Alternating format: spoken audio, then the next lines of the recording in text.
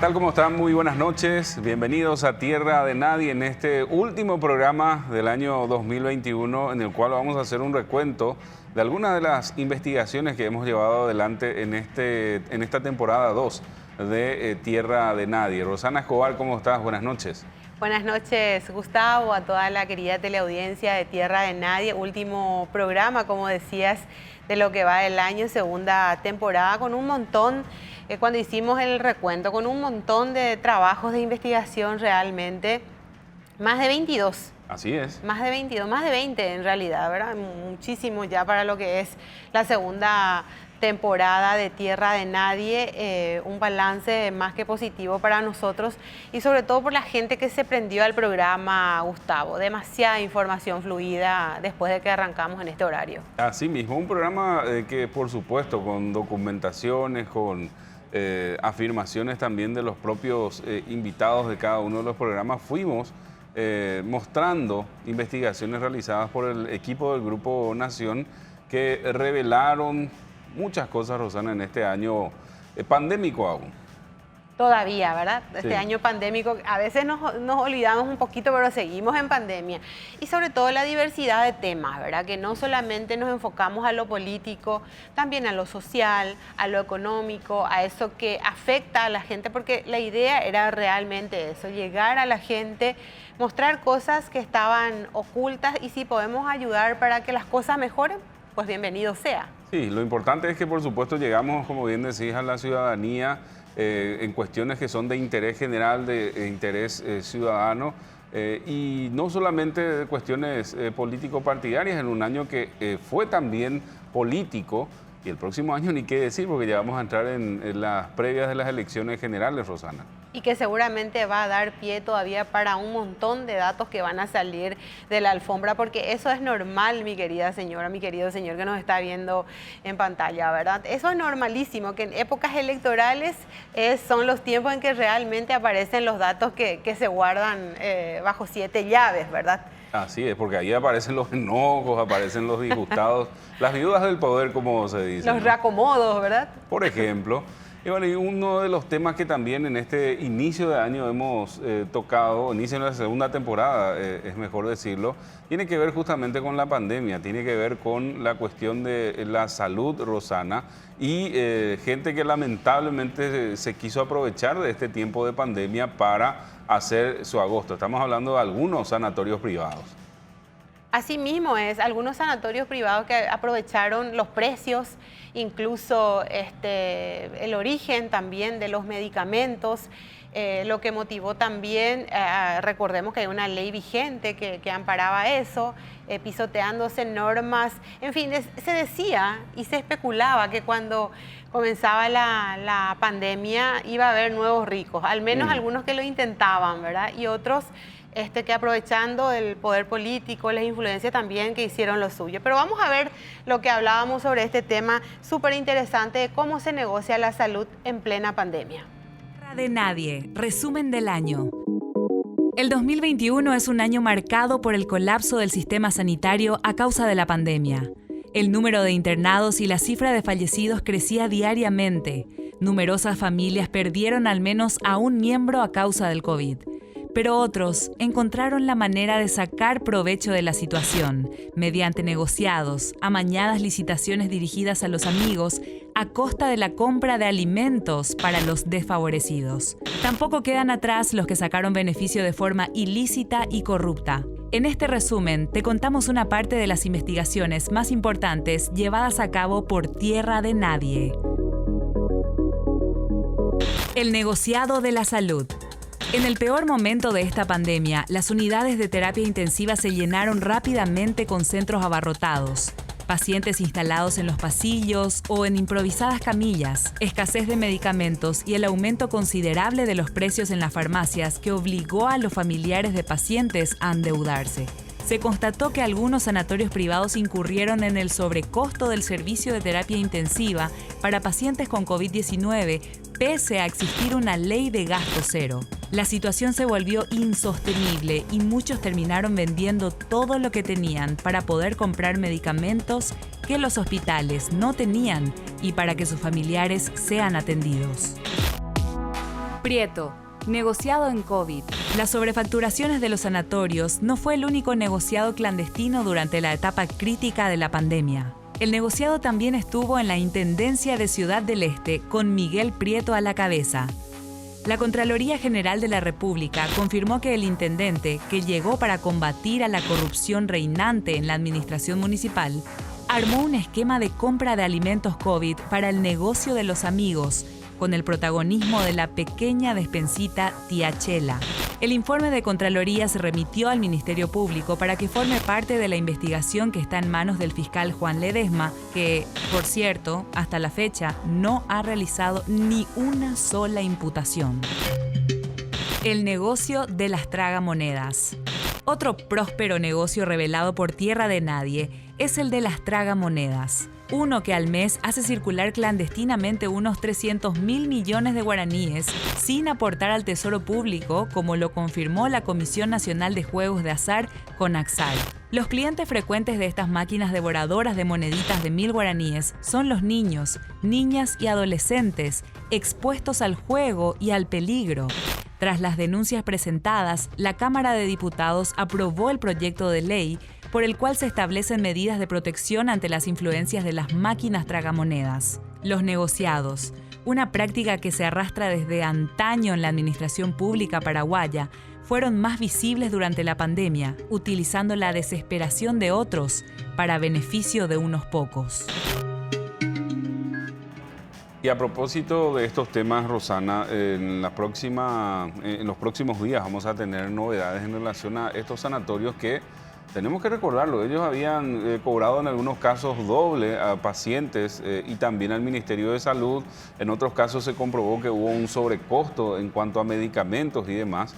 Y tienen que resolver ese problema entre comillas, para muchas familias que quedaron sin nada.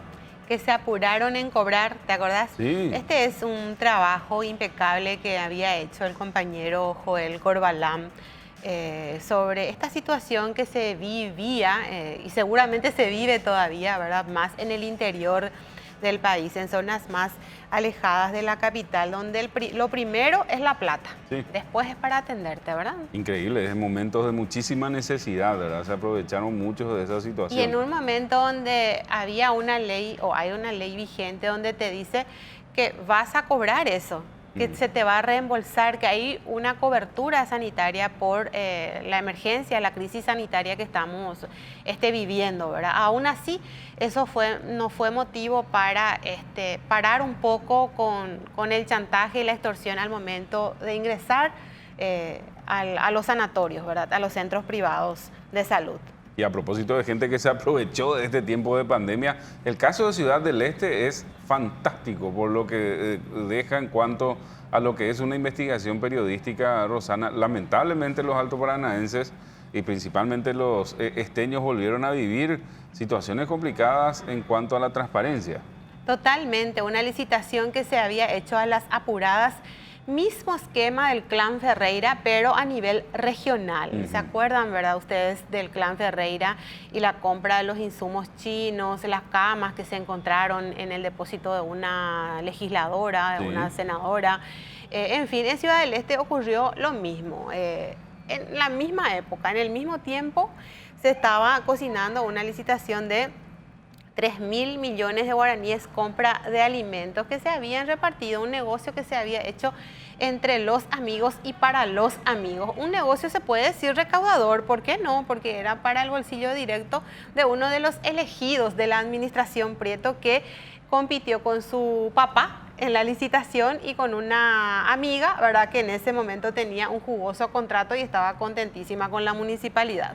Mucha gente que aprovechó este tiempo entonces para hacer negocios que quedaron lamentablemente registrados, lamentablemente para ellos, a pesar de que intentaron también pasar por encima de la Dirección Nacional de Contrataciones Públicas. Así mismo es, pero el dictamen de Contraloría es bien fuerte, bien contundente, ¿verdad? Dice que se armó esa licitación para repartirse entre los amigos de que ya la favorecida o la favorita, en este caso Tía Chela, el pequeño autoservice del área 4 de Ciudad del Este, estaba ahí como el principal adjudicatario de lo que iba a ser esa licitación, ese contrato de 3.000 millones de guaraníes que hasta ahora, lastimosamente, en casi 2 años de investigación, la Fiscalía no pudo cerrar pese a todas las evidencias. Y reiterar siempre, esto es muy importante, que es el patrón de conducta dentro de la administración de Miguel Prieto, porque el caso Tía Chela no es el único. Sí. Siempre vale remarcar el caso del humilde constructor de pozo artesiano que vendió sin enterarse 50.000 kilos de harina y demás insumos, miles y miles de kilos de alimentos, insumos también a la municipalidad, pero él no estaba enterado. Increíble es la historia de ese pobre trabajador, también digo pobre porque él no tenía nada que ver con todo este esquema. Lamentablemente mucha gente acá en Asunción se olvidó de este caso, los medios regionales hace semanas también vienen insistiendo con este tema. La semana pasada le presentábamos el dictamen de la Contraloría y todo lo demás, pero por lo visto que tiene cierto favoritismo este hombre en los medios nacionales. Hay un blindaje de hierro, vale decirlo, ¿verdad? Pero esto ocurre siempre, Gustavo, porque el poder, que es cíclico, parece ser que las autoridades no entienden eso de que el poder es cíclico. Un día puede estar arriba, otro día puede estar en el freezer, ¿verdad? Es así. Entonces parece que eso no se entiende todavía en nuestro país, y el intendente Miguel Prieto es uno de los blindados en este gobierno. No quiero decir de este gobierno, pero sí en este gobierno, porque no se ha movido la causa. Pero esto es, reitero, cíclico. ¿Se acuerdan ustedes? Esta semana justamente estábamos viendo el caso del excontralor Velázquez, el excontralor de la República.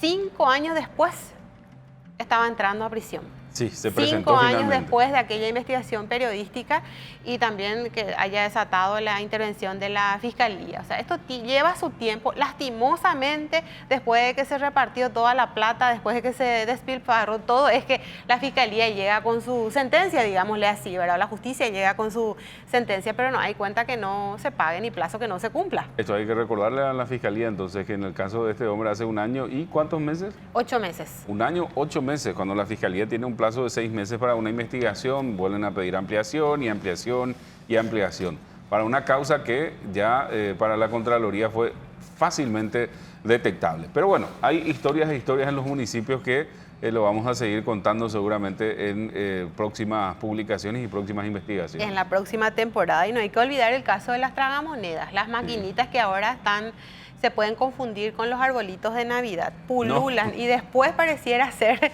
Gustavo, de que esto ayudó más a que el negocio prospere más en todo el país. Imagínate vos lo que es. Cada maquinita dice que reditúa alrededor de 2 millones de guaraníes por lo bajo.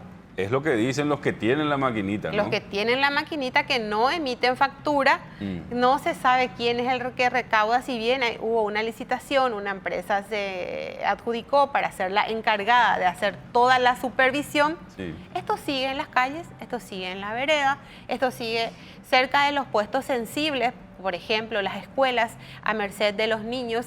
El Ministerio de la Niñez tampoco tuvo el protagonismo para poder atacar eso, no digo remediar, pero atacar esta situación, ¿verdad? Que es una enfermedad, la ludopatía es una enfermedad. Sí, y que se fue legalizando gracias a estas intervenciones que se van realizando también por parte de los organismos estatales. Digo esto porque de algún modo hoy pagan impuestos, pero continúan alrededor de escuelas, a plena luz del día, en la calle, en negocios de cualquier tipo donde van niños, donde van adolescentes, y así lamentablemente se comienza con la ludopatía, que es una adicción que se va incrementando con el correr del tiempo. Por lo visto que esto no le importa a las autoridades del Ministerio de la Niñez y de la propia Fiscalía, ¿verdad?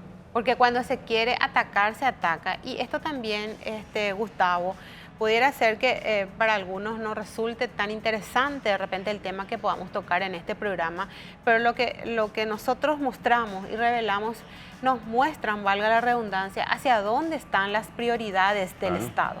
Porque esto es una dejadez, una desidia por parte de instituciones bien constituidas que tienen las herramientas jurídicas como para accionar, actuar y cortar esto, porque en tu municipio no puedes permitir que esto esté en la vereda, en medio de en negocios sensibles donde acuden personas de todas las edades, ¿verdad? Entre las ropas vemos las maquinitas, sí, ¿verdad? Por todos lados.